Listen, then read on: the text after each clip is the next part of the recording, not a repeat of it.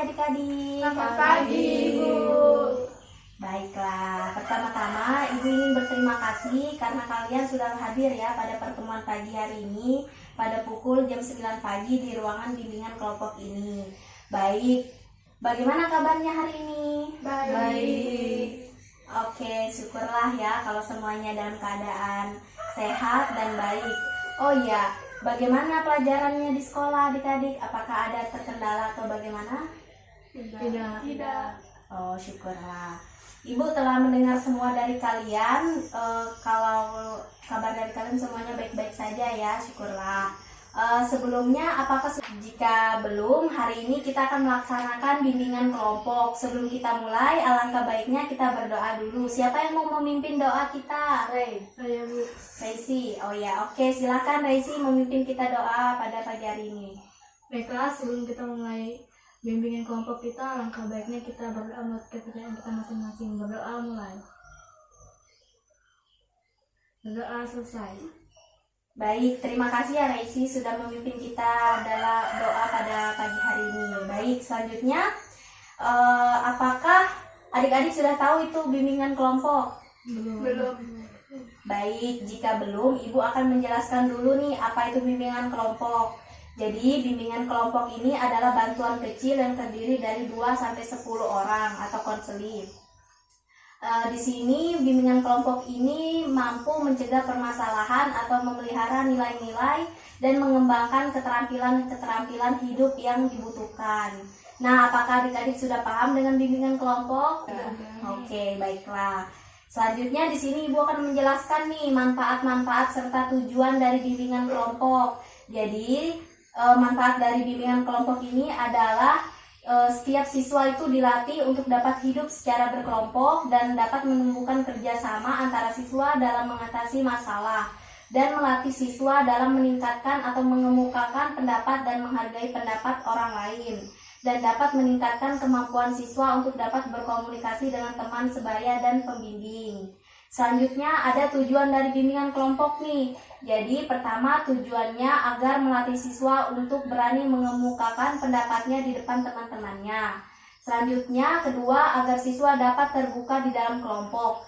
Terus yang ketiga melatih siswa untuk dapat membina keakraban bersama teman-teman di dalam kelompok. Terus yang keempat melatih siswa agar dapat mengendalikan diri di dalam kegiatan kelompok. Terus yang kelima, melatih siswa agar dapat memperoleh keterampilan sosial. Terus yang keenam, membantu siswa mengenali dan memahami dalam hubungannya dengan orang lain. Nah, sudah paham dengan tujuan bimbingan kelompok? Sudah. Oke, baik. Kalau sudah paham, selanjutnya Ibu ini akan menjelaskan nih asas-asas serta kegiatan kelompok kita pada hari ini ya. Jadi yang pertama ada asas kerahasiaan. Di sini para anggota harus menyimpan dan merahasiakan informasi apa yang dibahas dalam kelompok, terutama hal-hal yang tidak diketahui orang lain. Terus yang kedua, asas keterbukaan. Di asas keterbukaan ini, para anggota bebas dan terbuka mengemukakan pendapat, ide, saran tentang apa saja yang ada dirasakan dan apa yang dipikirkan tanpa adanya rasa malu dan ragu-ragu. Terus yang ketiga, asas kesukarelaan, di mana asas kesukarelaan ini semua anggota dapat menampilkan diri secara spontan tanpa malu atau dipaksa oleh teman lain atau pemimpin kelompok. Terus yang terakhir, asas kenormatifan, di mana asas ini dibicarakan dalam kelompok tidak boleh bertentangan dengan norma-norma dan kebiasaan yang berlaku. Berikutnya di sini Ibu akan menjelaskan nih tentang kegiatan kita. Jadi kegiatan kita ini mempunyai 4 tahap. Jadi pertama itu tahap pembentukan, tahap peralihan, tahap kegiatan, dan tahap pengakhiran. Jadi pada tahap pembentukan itu menjelaskan tentang yang pertama tadi, pengertian, manfaat, serta tujuan dari kegiatan rangka bimbingan kelompok. Lalu yang kedua yang tadi menjelaskan asas-asas serta menjelaskan kegiatan bimbingan kelompok. Lalu selanjutnya membaca doa. Setelah itu anggota kelompok memperkenalkan dan mengungkapkan diri masing-masing, dan yang terakhir yaitu menggunakan permainan sebagai penghangat dan pengakraban. Lalu pada tahap peralihan ini di sini menjelaskan tentang kegiatan yang akan ditempuh pada tahap berikutnya, sambil menawarkan apa anggota sudah siap ke tahap kegiatan. Terus yang selanjutnya pada tahap kegiatan ini yaitu masing-masing anggota mengemukakan mengenai topik yang dibahas, lalu menetapkan topik bahasan, lalu kegiatan selingan, dan terakhir tahap pengakhiran, yaitu pemimpin kelompok memberitahukan kegiatan kelompok akan berakhir dan para anggota kelompok menyampaikan pesan dan pesannya. Jadi itulah sebuah penjelasan dari Ibu tentang 4 tahap yang akan kita lakukan dalam bimbingan kelompok. Apakah adik-adik sudah paham mengenai penjelasan Ibu? Sudah. Baik, sudah paham. Semakin dekat dan semakin akrab, alangkah baiknya Ibu perkenalkan diri dulu ya. Jadi nama Ibu Enrique Felicia Imima, dipanggil Ibu Rike. Di sini Ibu akan sebagai pemimpin dalam bimbingan kelompok. Nah, selanjutnya Ibu akan mempersilahkan kalian untuk memperkenalkan masing-masing dari kalian, menyebutkan nama, kelas, dan hobinya. Yang pertama, Agnes bisa memperkenalkan dirinya dahulu lebih dalam. Kenalkan, nama saya Agnes, kelas 12 IPS. Hobi saya main game. Oke, terima kasih Agnes. Selanjutnya, Reisi. Perkenalkan, nama saya Reisi Iresensia, saya kelas 12 IPS, hobi saya memasak. Oke, baik. Selanjutnya, Kenalkan, nama saya Alicia Afra Maisel, kelas 12 IPA. Hobi saya main bola. oke, terima kasih ya. Selanjutnya, perkenalkan, nama saya Laura, kelas 12 IPA, hobi saya menari. Baik, karena Ibu rasa kalian sudah mengenal teman-temannya dengan baik, selanjutnya kita akan melakukan ice breaking atau game supaya suasana kita semakin akrab dan hangat lagi. Baik, jadi di sini Ibu ada games nih. Jadi peraturan gamesnya ini ialah misalnya Joko berkata pegang telinga, maka kalian memegang telinga. Jika misalnya Ibu bilang hanya berkata pegang telinga tetapi tidak menyebutkan nama Joko, kalian tidak boleh memegang hal yang lain lagi. Berarti kalian tetap pegang di telinga kalian seperti itu. Jadi ini membutuhkan konsentrasi ya. Apakah kalian sudah paham dengan peraturan yang Ibu sudah jelaskan? Baik. Jadi kita akan bermain ya. Semuanya siap ya. Jadi permainannya seperti ini. Ada hukumannya nggak, Bu? Tidak. Ini hanya permainan ya supaya kita semakin akrab lagi. Ya. Jadi begini. Ayo kita mulai ya. 1, 2, 3. Joko berkata pegang mulut. Joko berkata pegang alis. Joko berkata pegang rambut. Pegang telinga. Pegang mata. Enggak, Ire. Oke, mungkin cukup ya permainan kita pada pagi hari ini. Apakah menyenangkan? Menyenangkan. Oke, baik. Oke, kita sudah melakukan games kita, tahap kegiatan dari bimbingan kelompok kita. Apakah adik-adik sudah siap? Siap. Baik. Nah, jadi topik bahasan kita pada hari ini adalah perencanaan pilihan karir untuk lulusan SMA. Jadi adik-adik di sini pasti pernah kan merasa sulit dalam menentukan sekolah lanjutan. Misalnya mau kemana nih, mau pilihan karir mau kemana setelah lulus SMA. Nah, di sini Ibu akan memberikan tentang perencanaan pemilihan karir untuk lulusan SMA. Jadi, yang pertama pasti kalian nggak tahu nih, apa sih itu karir? Jadi, karir ini adalah semua urutan aktivitas atau kegiatan yang berhubungan dengan pekerjaan atau jabatan dan perilaku yang pernah dijalani atau diduduki seseorang sepanjang kehidupannya kerja. Jadi yang merupakan sejarah hidupnya dalam bekerja, seperti itu. Selanjutnya perencanaan karir. Untuk perencanaan karir itu sendiri, di mana perencanaan karir itu ialah proses di mana seseorang individu dapat mengidentifikasi maupun mengambil langkah-langkah dalam mencapai tujuan karirnya. Melalui perencanaan karir ini juga nantinya setiap individu dapat mengevaluasi nih kemampuan maupun minat yang dimilikinya. Lalu supaya dapat mempertimbangkan karir pilihannya memilih memilih karir alternatif dan menyusun tujuan karirnya dan lain-lain. Selanjutnya, apa sih manfaat perencanaan karir? Jadi, manfaat perencanaan karir ini yang pertama untuk kesempatan mencari tahu passion dan karir impian kalian. Terus yang kedua, memperoleh relasi dan memperluas cara berpikir. Terus yang ketiga, terbiasa untuk berpikir jauh ke depan. Terus yang terakhir, memiliki banyak waktu untuk mempersiapkan diri. Jadi itulah manfaat dari perencanaan karir. Selanjutnya ada jenis karir nih.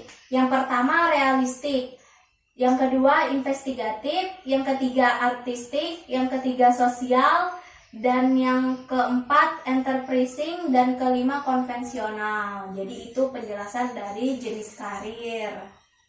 Selanjutnya ada beberapa pilihan nih yang mungkin terpikirkan dan yang dapat dipilih oleh adik-adik nih. Pilihan seperti setelah lulusan SMA ini mau kemana. Nah, yang pertama ini kan melanjutkan ke jenjang pendidikan yang lebih tinggi atau kuliah.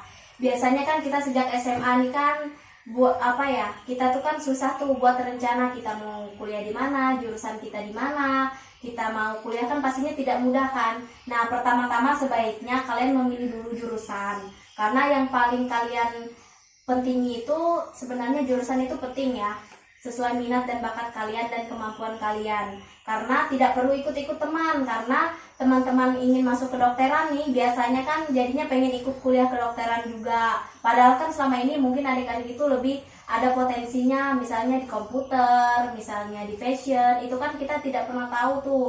Nah, bila adik-adik ini mengetahui apa yang menjadi minat dan kemampuan kalian, mungkin kalian dapat nih dibantu atau minta saran dari guru atau dari orang tua atau lebihnya dalam tes dalam tes bakat dan minat kalian yang disediakan oleh lembaga konselor misalnya atau psikolog seperti itu.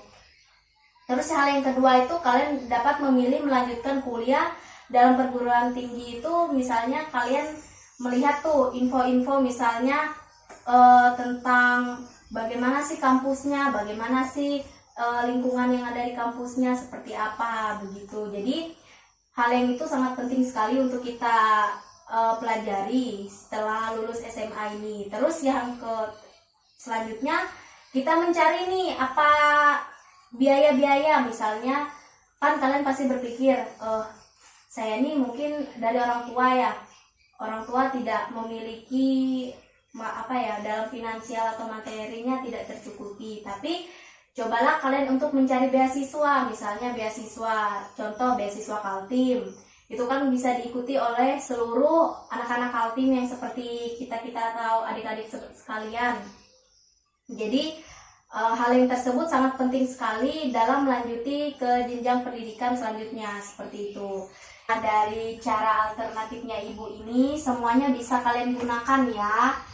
Dan kalian bisa memulai itu dari awal. Misalnya kalian nanti, yang penting kalian ada usaha dan kemauan. Dimana kalian ada usaha dan kemauan, pasti semuanya bisa. Karena walaupun kita tahu lapangan pekerjaan ini kadang ada yang susah, kadang yang mudah, itu semuanya proses dalam membentuk diri kita yang lebih baik supaya kita juga dapat produktif. Seperti itu, jangan pernah berkecil hati. Mungkin dapat dipikirkan seperti saya ini tidak punya talenta, saya ini tidak punya bakat, tapi sebenarnya kalian itu punya bakat tersendiri, cuman kalian belum mengeluarkan, maksudnya belum mengasah gitu dalam bakat dan minat kalian. Misalnya seperti jangan pernah merasa bahwa diri ini tidak pantas mendapat hal tersebut. Sebenarnya kalian pantas, cuman kalian harus berusaha dan berusaha terus seperti itu. Membentuk diri kita itu menjadi pribadi yang tangguh. Jangan mudah menyerah apapun dalam hal yang seperti hal yang kecil itu sudah menyerah, itu tidak boleh. Itu kalian harus berusaha selebih mungkin. Nah, jadi untuk adik-adik sekalian, selamat berjuang untuk kalian yang lagi dalam proses pemilihan karir, karena ibu ada baca nih dari Books of Wisdom. Jadi dituliskan begini, mintalah maka akan diberikan kepadamu, carilah maka kamu akan mendapat, ketuklah maka pintu akan dibukakan bagi kamu. So, jangan ada kata menyerah di antara kalian. Jadi terima terus, minta terus sama Tuhan. minta nikmat dari Tuhan, minta pimpinan dari Tuhan, kita berjuang terus, berusaha terus, maka semua impian yang kita inginkan pasti bisa tercapai. Mungkin ini aja pemaparan dari materi Ibu tentang hari ini tentang perencanaan karir. Nah, mengenai topik pembahasan Ibu tadi, mungkin itu saja pemaparan materi dari Ibu, penjelasan dari Ibu tentang perencanaan karir. Nah, mengenai topik bahasan Ibu tadi, apakah adik-adik telah memahami nih apa yang Ibu jelasin tentang perencanaan karir? Ya, Terus selanjutnya Ibu ingin bertanya nih, apakah adik-adik sudah paham nih tentang manfaat serta jenis dan pemilihan dalam karir? Paham ya, baiklah jika memahami. Kalau kalian telah memahami apa yang Ibu telah berikan kepada kalian, materi yang tentang sesi tanya jawab sudah selesai. Selanjutnya Ibu ada media nih, yaitu berisi tentang kantong karir. Jadi kantong karir ini adalah digunakan siswa kelas 12 pada umumnya, tapi bisa digunakan untuk siswa kelas 10 atau kelas 11. Oleh sebab itu, kantong karir ini penting sekali untuk adik-adik ketahui tentang informasi mengenai jurusan yang akan dipilih dan dalam menentukan karir di masa depan. Di sini menjelaskan tentang jurusan yang kalian pilih. Misalnya ada IPA, ada IPS kan tadi. Nah, jadi seperti ini kantong karirnya, serta di belakangnya apakah ada karir tersebut sesuai dengan Anda. Jadi ada di belakangnya juga ya atau tidak, atau motivasi. Nah, di sini. Jadi di sini menjelaskan tentang jurusan yang kalian pilih setelah kalian lulus SMA. Nah, baik. Jadi di sini siapa yang mau mengambil kantong karir duluan? Programmer, baik. Jadi di mana nih tadi IPS ya? Ambil programmer. Sini, Ibu ambilkan. Silakan dibaca.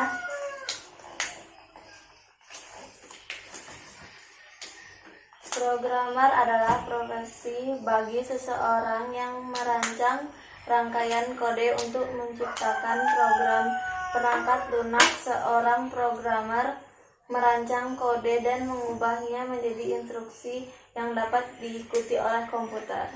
Itulah penjelasan informasi ya tentang programmer. Apakah Laura sudah paham? Paham ya.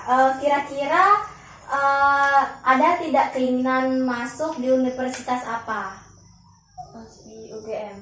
UGM, bagus sekali ya. Oke. Selanjutnya, apakah karir tersebut sesuai dengan Laura? Ya. Sesuai ya. Bisa dibaca, bisa diambil di salah satu ianya. Oke, bisa dibaca dengan keras. Ada tidak karir yang kamu inginkan selain karirmu yang pertama? Ada tidak karirnya? Tidak. Tidak, bagus ya. Selanjutnya tahap terakhir yaitu tentang motivasi nih. Silakan diambil motivasinya.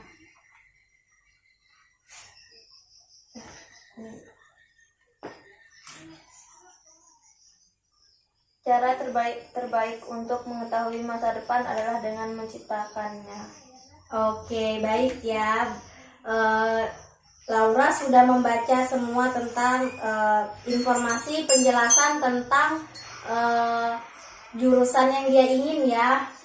Baik sekali.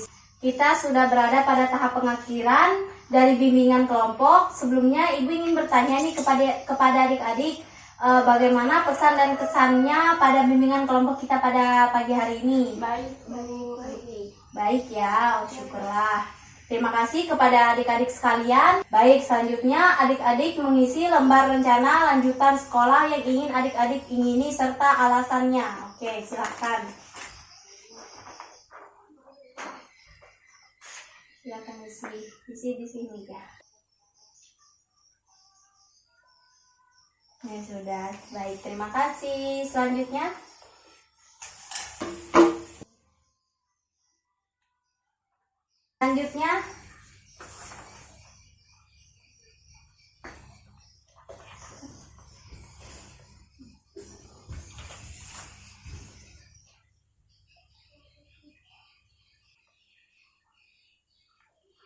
Oke, selanjutnya Agnes.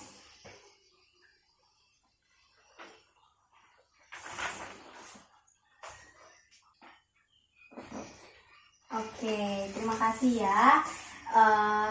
Semuanya sudah menulis tentang rencana lanjutannya, yaitu tentang rencana lanjutan sekolahnya ya. Baik, karena sudah dijawab semuanya, maka Ibu akan menutup layanan bimbingan kelompok kita pada pagi hari ini. Terima kasih sudah bersedia hadir pada bimbingan kelompok kita pada hari ini. Sebelumnya Ibu ingin meminta maaf jika ada salah tingkah atau sikap Ibu yang tidak berkenan di hadapan kalian. Baik, Ibu akan tutup. Sebelumnya mari kita berdoa dulu, dan yang akan memimpin doa pada pagi hari ini Ibu sendiri. Baik, kita akan memulai doa kita. Baik, sebelum kita menutup bimbingan kita pada pagi hari ini, alangkah baiknya kita berdoa menurut kepercayaan kita masing-masing. Berdoa dimulai. Berdoa selesai. Baik, terima kasih adik-adik sekalian. Sampai bertemu lagi di pertemuan selanjutnya. Terima kasih. Selamat pagi.